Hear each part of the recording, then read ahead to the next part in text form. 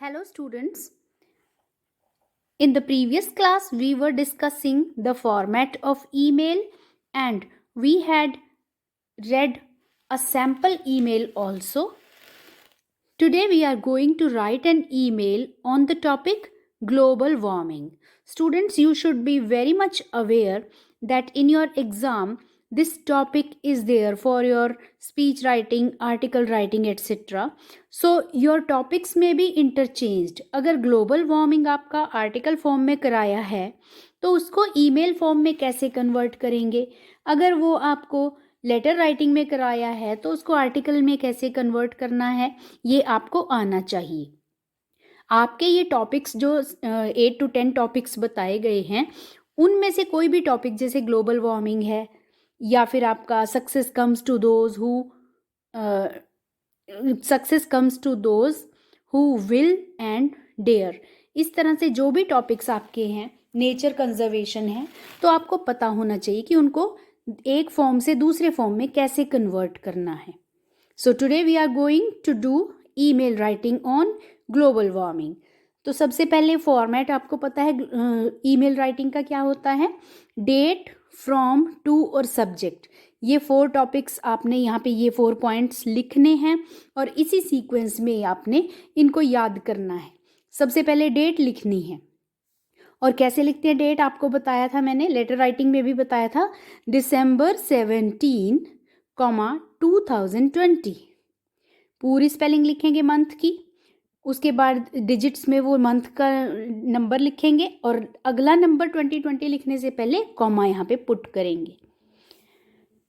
From, सबसे important 2 चीज़ें from और टू, ये आपको लिखना आना चाहिए. जैसे नेम है आपका जो आपके क्वेश्चन में गिवन होगा या फिर आप अपने पास से लिखोगे कोई भी इमेजिनरी नेम, rahulsharma@gmail.com.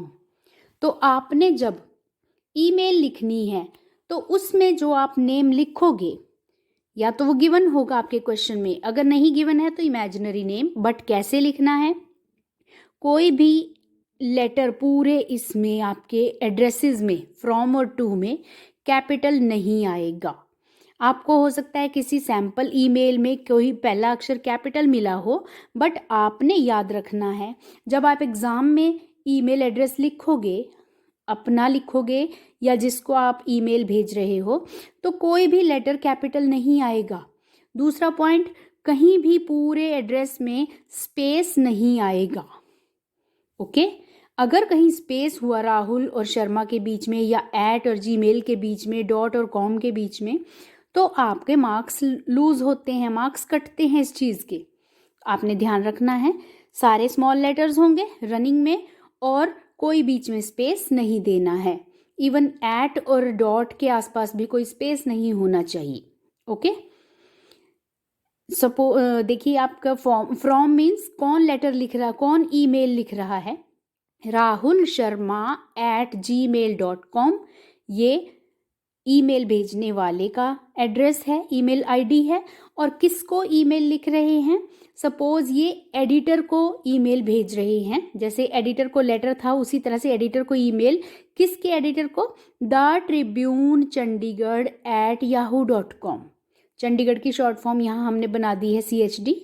ओके क्योंकि पूरा अगर द ट्रिब्यून चंडीगढ़ लिखेंगे बहुत लंबा बनता है, तो आप इसको ईमेल आईडी ऐसे लिख सकते हो, the Tribune CHD@yahoo.com.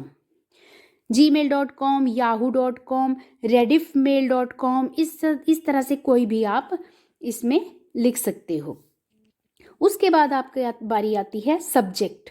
Subject simply वैसे ही लिखना लेटर की तरह से, ग्लोबल वार्मिंग.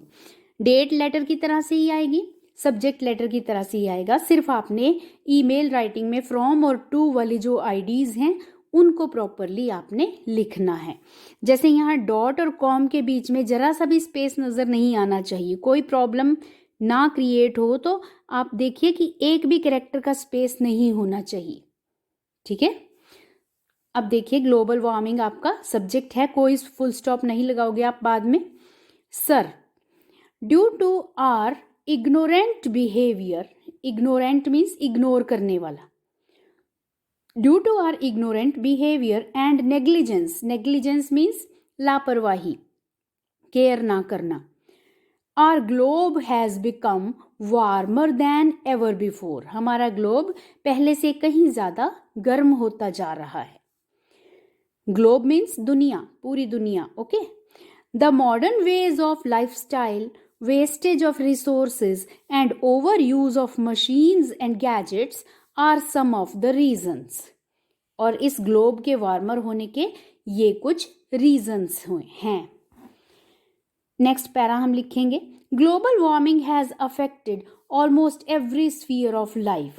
पहले हमने ग्लोबल वार्मिंग की इंट्रोडक्शन दी और उसके क्या रीजंस हैं, उसके बाद हम उसका इफेक्ट कहाँ कहाँ पड़ रहा है, कैसे वो अफेक्ट कर रहा है, किन एरियाज को, वो बताएंगे और लास्ट में उसका सॉल्यूशन बताएंगे। Global warming has affected almost every sphere of life. Life का हर एक स्फीयर, हर एक जो पड़ाव है, हर एक पार्ट है, उसको अफेक्ट किया है, प्रभावित किया है। The melting of glaciers, floods, cyclones, droughts होता है अकाल पड़ना, सूखा पड़ना, पानी की कमी होना, droughts and even water logging होता है किन्हीं एरियाज में ज़मीन के ऊपर वाले जो लेयर्स होती हैं उनमें पानी रुका रहता है, जिससे वहाँ नमी बनी रहती है और फसलें नहीं होती, okay. And even water logging can be cited means इनको मेंशन किया जा सकता है, can be mentioned as the adverse effects of global warming. Global warming के बुरे प्रभावों में इनको गिना जा सकता है, मेंशन किया जा सकता है। नेक्स्ट पैरा हम इसको सॉल्यूशन देंगे इस प्रॉब्लम का। The need of the hour is, समय की मांग यह है, to take immediate and effective steps to root out global warming, कि हम इमीडिएट और इफेक्टिव प्रभावशाली स्टेप्स उठाएं ताकि हम रूट आउट कर सकें, जड़ से उखाड़ कर फेंक सकें इस प्रॉब्लम को, ग्लोबल वार्मिंग को। The need of the hour is to take immediate and effective steps to root out global warming. We should use public transport as and when possible. जब भी और जहाँ भी पॉसिबल हो हमें पब्लिक ट्रांसपोर्ट यूज़ करना चाहिए। What is public transport? Buses, trains, okay, जहाँ पर एक ही जो ट्रांसपोर्ट सिस्टम चल रहा है और उसमें बहुत सारे यात्री अपने डेस्टिनेशन पे पहुँच सकें। अगर अपनी अपनी कार्स यूज़ करेंगे, बाइक्स यूज़ करेंगे तो पोल्यूशन ज़्यादा होता है, ग्लोबल वार्मिंग ज़्यादा होती है। तो पब्लिक ट्रांसपोर्ट को जितना ज़्यादा हो सके यूज़ करें। We should plant more trees and use less power. ज़्यादा से ज़्यादा पेड़ उगाएं और कम से कम बिजली की खपत करें, बिजली को यूज़ करें। We should stop wasting even a drop of water, और पानी की एक भी बूंद वेस्ट ना करें। Our joint efforts will surely help us save our globe from destruction, और हमारे मिलजुल कर किए गए प्रयासों से हम विश्वसनीय रूप से श्योरली ग्लोब को, अपने ग्लोब को डिस्ट्रक्शन से, तबाही से बचा सकते हैं। Okay, these are the solutions. I hope last में आप एक लाइन लिखोगे, जैसे आप एडिटर को लेटर लिखते हुए एंडिंग करते हो। I hope the readers will agree with my views. मुझे उम्मीद है कि रीडर्स मेरे व्यूज़ से एग्री होंगे। योर्स फेथफुली, और यहाँ पे नेम आप वही लिखोगे जो ईमेल आईडी में आपने फ्रॉम वाला लिखा था, ठीक है, फ्रॉम राहुल शर्मा लिखा था ना, तो यहाँ yours faithfully Rahul Sharma.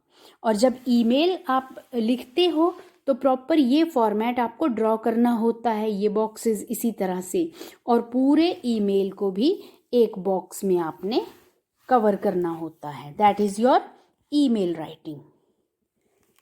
Thank you.